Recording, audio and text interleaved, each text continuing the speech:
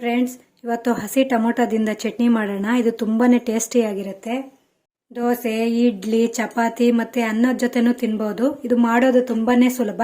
ಬನ್ನಿ ಹೇಗೆ ಮಾಡೋದಂತ ನೋಡೋಣ. ಮೊದಲಿಗೆ ಸ್ಟವ್ ಮೇಲೆ ಬಾಣಲಿ ಇಟ್ಟು ಸ್ವಲ್ಪ ಎಣ್ಣೆ ಹಾಕೋಣ. ಕಡಲೆಬೇಳೆ ಅರ್ಧ ಸ್ಪೂನ್, ಉದ್ದಿನಬೇಳೆ ಅರ್ಧ ಸ್ಪೂನ್, ಜೀರಿಗೆ ಸ್ವಲ್ಪ ಹಾಕಿ ಫ್ರೈ ಮಾಡೋಣ. ಖಾರಕ್ಕೆ ಒಣಮೆಣಸಿನ್ಕಾಯಿ ಹಾಕ್ತಿದ್ದೀನಿ. ನೀವು ಹಸಿ ಮೆಣಸಿನ್ಕಾಯಿ ಹಾಕ್ಬೋದು. ನಿಮ್ಮ ಖಾರ ಎಷ್ಟು ಬೇಕೋ ಅಷ್ಟು ನೋಡಿಕೊಂಡು ಹಾಕ್ಕೊಳ್ಳಿ. ಚೆನ್ನಾಗಿ ಫ್ರೈ ಮಾಡಬೇಕು. ಸ್ವಲ್ಪ ಕಲರ್ ಬರೋವರೆಗೂ ಫ್ರೈ ಮಾಡಿ. ನೋಡಿ, ಫ್ರೈ ಆಗಿದೆ. ಇದನ್ನ ಒಂದು ಪ್ಲೇಟ್ಗೆ ತೆಗಿಯೋಣ. ಅದೇ ಬಾಣಲಿಗೆ ಇನ್ನು ಸ್ವಲ್ಪ ಎಣ್ಣೆ ಹಾಕೋಣ. ಒಂದು ಈರುಳ್ಳಿ ಕಟ್ ಮಾಡಿ ಹಾಕ್ತಾ ಇದ್ದೀನಿ.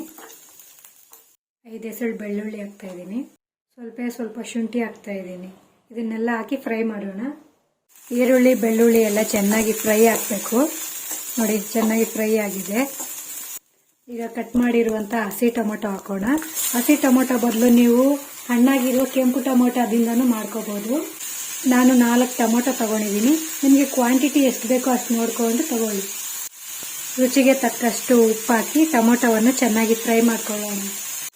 ಉಪ್ಪು ಹಾಕಿದ್ಮೇಲೆ ಟೊಮೊಟೊದಿಂದ ನೀರು ಬಿಟ್ಕೊಳ್ಳೋಕೆ, ಆ ನೀರಿಂದನೇ ಟೊಮೊಟೊ ಚೆನ್ನಾಗಿ ಫ್ರೈ ಆಗಬೇಕು. ನೋಡಿ, ಟೊಮೊಟೊ ಚೆನ್ನಾಗಿ ಫ್ರೈ ಆಗಿದೆ. ಈಗ ಹುಣಸೆಹಣ್ಣು ಹಾಕೋಣ. ಈ ಹಸಿ ಟೊಮೊಟೊದಲ್ಲಿ ಹುಳಿ ಅಂಶ ಇರೋದಿಲ್ಲ, ಅದರಿಂದ ನಾನು ಹುಣಸೆಹಣ್ಣು ಹಾಕ್ತಾ ಇದ್ದೀನಿ. ಕೊತ್ತಂಬರಿ ಸೊಪ್ಪು ಸ್ವಲ್ಪ ಹಾಕಿ ಫ್ರೈ ಮಾಡ್ಕೊಳ್ಳೋಣ. 1 ನಿಮಿಷ ಫ್ರೈ ಮಾಡ್ಕೊಂಡ್ರೆ ಸಾಕು. ಈಗ ಸ್ಟವ್ ಆಫ್ ಮಾಡಿ ತಣ್ಣಗಾಗಕ್ಕೆ ಬಿಡೋಣ. ಈಗ ಮಿಕ್ಸಿ ಜಾರಿಗೆ ಫ್ರೈ ಮಾಡಿರುವಂಥ ಉದ್ದಿನಬೇಳೆ, ಕಡಲೆಬೇಳೆ ಮತ್ತು ಒಣಮೆಣಸಿನ್ಕಾಯಿನ ಹಾಕೋಣ. ಫ್ರೈ ಮಾಡಿರುವಂಥ ಟೊಮೊಟೊ ಹಾಕೋಣ. ಇದಕ್ಕೆ ಸ್ವಲ್ಪ ನೀರು ಸೇರಿಸಿ ನುಣ್ಣಗೆ ರುಬ್ಕೊಳ್ಳೋಣ. ರುಬ್ಬಿದ್ದಾಗಿದೆ. ಈಗ ಒಗ್ಗರಣೆ ಮಾಡೋಣ. ಸ್ಟವ್ ಮೇಲೆ ಬಾಣಲಿ ಇಟ್ಟು ಎಣ್ಣೆ ಹಾಕೋಣ. ಎಣ್ಣೆ ಬಿಸಿ ಆದಮೇಲೆ ಸಾಸಿವೆ ಹಾಕೋಣ. ಸ್ವಲ್ಪ ಉದ್ದಿನಬೇಳೆ, ಸ್ವಲ್ಪ ಕಡಲೆಬೇಳೆ ಹಾಕಿ ಫ್ರೈ ಮಾಡೋಣ. ಜೀರಿಗೆ ಸ್ವಲ್ಪ, ಒಂದು ಒಣಮೆಣಸಿನ್ಕಾಯಿ, ಕರಿಬೇವಿನ ಸೊಪ್ಪು ಹಾಕಿ ಫ್ರೈ ಮಾಡೋಣ. ಇದಕ್ಕೆ ರುಬ್ಬಿರುವಂಥ ಚಟ್ನಿ ಹಾಕೋಣ. ದೋಸೆ ಜೊತೆ, ಇಡ್ಲಿ ಜೊತೆ ತಿನ್ನೋ ಹಾಗಿದ್ರೆ ಸ್ವಲ್ಪ ನೀರು ಸೇರಿಸಿ ಹಾಕಿ. ರೈಸ್ ಜೊತೆ ತಿನ್ನೋ ಹಾಗಿದ್ರೆ ಸ್ವಲ್ಪ ಗಟ್ಟಿಯಾಗಿ ಮಾಡ್ಕೊಳ್ಳಿ.